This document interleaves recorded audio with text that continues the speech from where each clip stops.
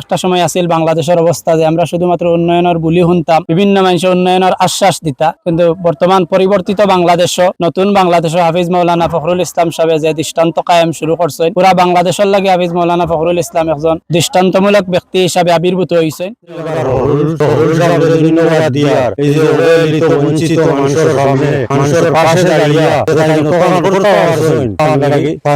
বিশেষভাবে ধন্যবাদ দিয়া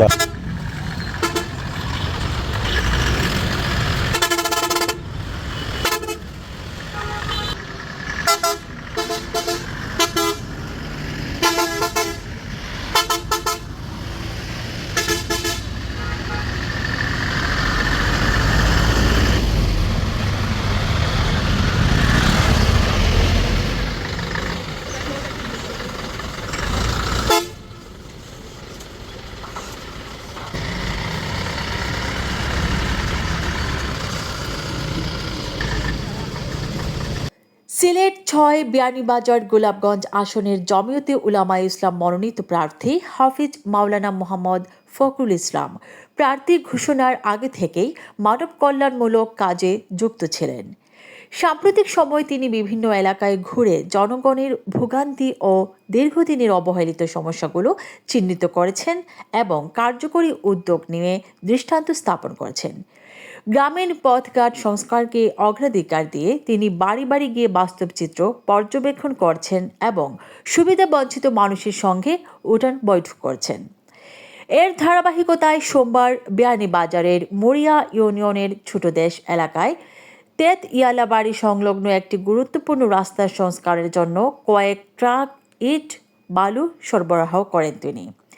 স্থানীয়রা উদ্যোগটিকে স্বাগত জানিয়ে বলেন, দীর্ঘদিন অবহেলিত এই রাস্তার সংস্কার হলে তাদের যাতায়াত সহজ হবে এবং ভোগান্তিও কমবে। আমরা ফখরুল ভাই আমার বাড়ি, আমি মোহাম্মদ মুশতাক আহমদ সুরেশ তেতুয়ালা বাড়ি, আমার বাড়িতে একটা উঠান বৈঠক হয়েছিল। ওই উঠান বৈঠকে ফখরুল ভাইয়ে কিছু ওয়াদা করছিল যে ইট এবং বালি দিয়া আমরা যে রাস্তাটা আসিল এই রাস্তাটা সংস্কার করার জন্য। তো আজকে আমরা যে বালি ইট এগুলা আলহামদুলিল্লাহ ফাটাই দিয়েছেন। আমরা অতি আনন্দ এবং খুশি হয়েছি ফখরুল ভাইয়ের প্রতি। ইনশাআল্লাহ আমাদের সাথে ওয়াদাকৃত যে মাল আছিল মাল আমরা সমঝিয়া পাইছি। আর বিশেষ করে আমরা ফখরুল সাহেবের ধন্যবাদ দিয়ার এই যে অবহেলিত বঞ্চিত মানুষের সামনে মানুষের পাশে দাঁড়িয়ে তাকে তখন করতে পারছেন, তাকে বিশেষভাবে ধন্যবাদ দিয়া। সময় আছিল বাংলাদেশের অবস্থা যে আমরা শুধুমাত্র উন্নয়নের বুলি শুনতাম, বিভিন্ন মানুষের উন্নয়নের আশ্বাস দিতা, কিন্তু বর্তমান পরিবর্তিত বাংলাদেশ, নতুন বাংলাদেশ হাফিজ মৌলানা ফখরুল ইসলাম সাহেব যে দৃষ্টান্ত কায়েম শুরু করছেন, পুরা বাংলাদেশের লাগে হাফিজ মৌলানা ফখরুল ইসলাম একজন